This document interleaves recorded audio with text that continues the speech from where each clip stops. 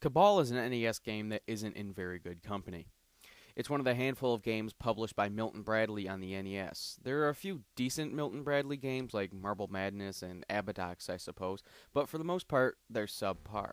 Now, to be fair, these games weren't developed by Milton Bradley, but just published, so their quality isn't inhibited by the Milton Bradley name directly, but the precedent spilled out by most of the Milton Bradley published games could easily make you think that most of the games are bad. Cabal is one of the best games published by Milton Bradley, however. Perhaps the reason this game turned out so well is because Rare was involved in the NES port? Well, regardless of who's involved, it holds true that Cabal is still a really good port of the arcade game of the same name. In the game, you play as a commando on a mission to destroy military bases. Basically, if you took the last half hour of the Arnold Schwarzenegger movie Commando, you'd basically have the premise of Cabal. It is indeed one guy, or two if you play co-op, against an insane amount of resistance. You have to kill a certain amount of enemies or destroy enough of the environment to fill the bar at the bottom of the screen. Once that bar is filled, the level is over. There are 5 worlds in the game, and 4 levels per world, and the 4th level of each world features a boss fight. It's a pretty standard formula, but the different environments and the interesting bosses keep the gameplay from going stale. With a game like this, controls are key, and thankfully Cabal doesn't mess it up.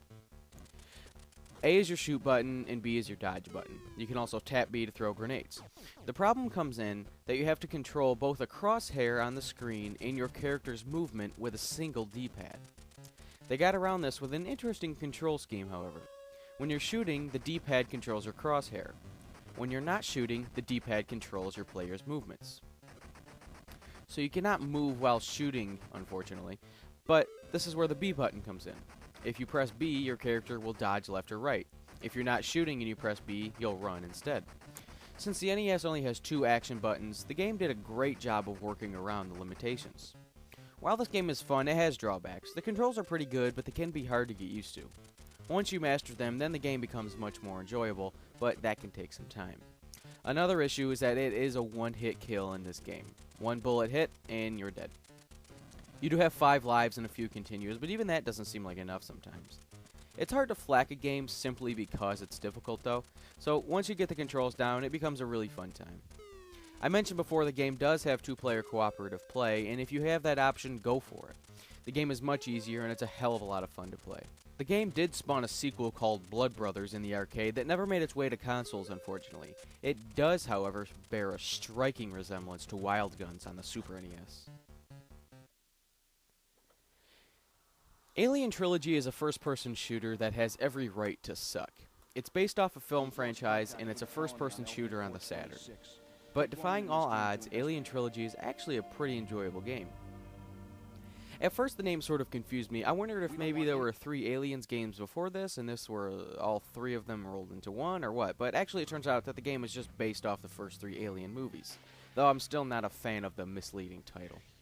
Ironically developed by Probe Software, yes, Probe Software developed an Alien game, Alien Trilogy casts you as Ellen Ripley, and your goal is essentially to get to the exit at the end of each stage, with some side missions thrown in, like killing all enemies, flipping all switches, or something of the like. This game closely follows the formula of your conventional FPS of the time laid out by its predecessors.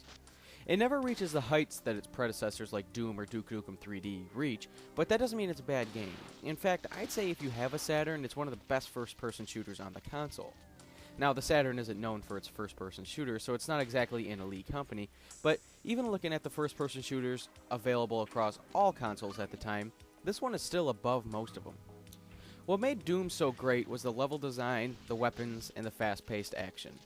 Alien Trilogy really has hardly any of the latter, but it doesn't try to give you the same experience that Doom does. Instead, Alien Trilogy is a slow-paced action horror game. It also fits the Alien atmosphere really well. If you've seen the movies, the environments will all look pretty familiar to you, and so will the weapons. Available to you are the standard handgun, shotgun, pulse rifle, flamethrower, and smart gun. Basically all the staples of the Alien franchise, and they work pretty well. The biggest thing when it comes to shooters on console at the time, especially when it comes to the Saturn, is how well do they run. I can gladly say that this game runs pretty smooth and doesn't feel slow and glitchy like the Saturn version of Doom or Quake. In fact, if you have to choose between Alien Trilogy and Doom on Saturn, I'd go with Alien Trilogy. It's just easier to play. On PC, that's probably a different story, however. In terms of control, the game is satisfactory. For what it has available to it, the game does pretty well. The D-pad is to look left and right and move back and forth. 2 shoulder buttons allow you to strafe, which is a must-have in a first-person shooter. The face buttons are standard fare: shoot, switch weapons, open doors, activate switches, run, the usual. Now, while the game is pretty good, it's not perfect by any means. First off, there are 2 methods of saving. You can either save your game like usual or enter a password. Obviously, saving your game is the preferred method, but it's a stupid way of doing it. You have to go to the memory management screen and then hit save game. Why not just have save game right on the page that the continue option is on? And if you want to load a game, you have to go to the options menu, and then the backup memory management option, and then load game. It's a really stupid interface, to be honest with you. And if you want to use passwords, good luck. They're ludicrously long.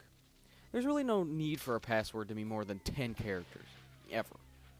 Another problem is that you can't look up or down in this game, so thus it automatically shoots up and down for you, which is pretty standard for shooters at the time, but sometimes it just doesn't work. Sometimes I'll be shooting right at a facehugger on the ground, and it seems like I'm just shooting right over it. It doesn't happen often, but it does happen, and it's something worth mentioning. Alien Trilogy is a game that you could have rightfully passed off as a lame shooter on the Saturn, and nobody would have blamed you. That is, unless you've played it. If you have played it, you'll find out it's a fun first-person shooter, about 30 levels to run through, and I definitely recommend it.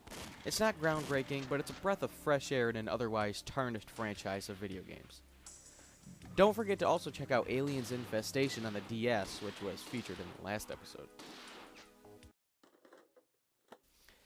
It's no secret that I prefer the Super NES to the Genesis, but I can't deny that the Genesis has some of the best shooters ever made.